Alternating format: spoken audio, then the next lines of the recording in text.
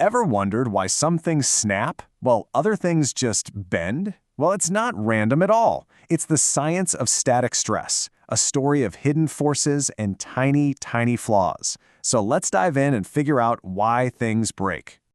Okay, so picture this. You drop a ceramic mug, and bam, it shatters into a million pieces. But you can bend a metal paperclip back and forth, no problem. Why is that? Why do two solid objects react so completely differently to pressure? That's really the core mystery we're going to unpack in this explainer. All right, so where do we even start? Well, it all begins with something that sounds kind of gentle, but is actually incredibly powerful: the slow, steady application of force.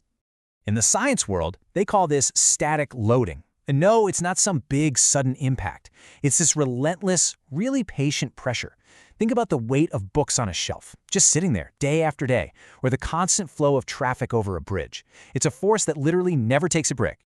Now you might think, okay, a slow, steady force, what's the big deal? But here's the thing, it's not harmless, not at all. Research, especially on stuff like brittle rock, shows that this constant stress is like a slow-motion attack. It accumulates these tiny bits of damage over time, basically seeking out and exploiting a material's hidden weaknesses. So when all that damage finally hits a tipping point, what happens next? Well, materials tend to fail in one of two main ways. They either snap or they stretch. On one side of the ring, we've got brittle fracture. That's our ceramic mug. It's a sudden, catastrophic failure with basically zero warning. It just shatters. But on the other side, you have ductile fracture. That's our paperclip. It stretches, it bends, it deforms. Engineers have a fancy term for this: plastic deformation, giving you plenty of notice before it eventually gives up and breaks. Okay, but here's where it gets really interesting. This isn't some fixed identity. A material isn't always brittle or always ductile.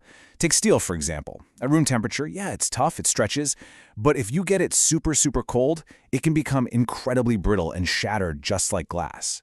So the conditions, the environment, can matter just as much as the material itself.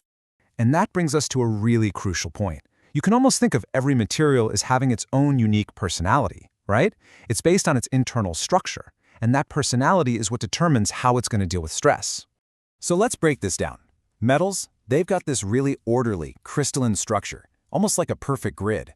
This lets their atoms kind of slide past each other, which is why they can bend so well. Then you've got composites. Think of them as being layered, like a cake. This makes them super strong in one direction, but kind of weak in another.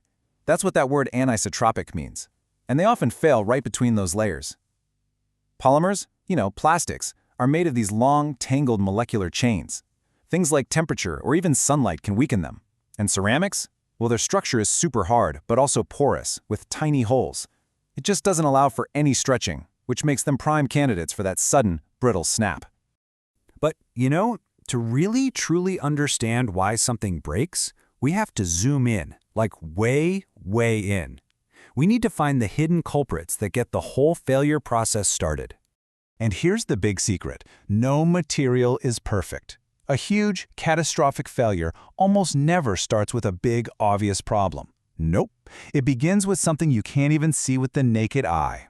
So who are these culprits? We're talking about tiny microcracks, microscopic holes, which is called porosity, a little bit of corrosion, and even the natural boundaries between the tiny crystals inside a metal. Every single one of these is a potential starting point for disaster. They act like stress concentrators, just waiting for some pressure to be applied. And it's rarely just one thing. As research from Zhu and colleagues has pointed out, it's really a team effort. You've got the external stress, the material's own internal structure, and even environmental factors like corrosion all working together to kick off that very first tiny crack. So, here's the key takeaway from all this. It only takes just one critical flaw in exactly the right spot under just the right amount of stress to start a chain reaction that leads to total, complete failure. Okay, that sounds a little scary, doesn't it? If every single material is flawed, how on earth do we build anything that's safe? Well, this is where science and engineering really shine. This is the exact question that engineers and material scientists are trying to answer every single day. They know they can't assume perfection. In fact, their entire job is to plan for imperfection. And they have a really systematic way of doing it. First, there's experimental testing. They physically take materials and pull them, push them, basically torture them until they break, all while studying how those cracks grow. Next up is numerical simulation. They use powerful computers to build virtual models and see exactly where stress is going to concentrate around those flaws. And finally, they do a durability assessment. This is where they combine all that real-world data with the computer simulations to predict how long a structure can safely last. It's this integrated approach, this combination of real-world testing and virtual modeling that lets us design things like bridges and airplanes with confidence. It's the hidden science that keeps our world standing, all because it understands and plans for those inevitable, tiny flaws. So the next time you walk across a bridge or get on a plane, just take a second. Think about those silent, static forces that are constantly at play. Think about the microscopic imperfections inside the materials that are resisting them. And think about the incredible science that ensures those materials win that battle, day in and day out. It makes you wonder, right? What unseen forces are testing the limits of the world around you right now?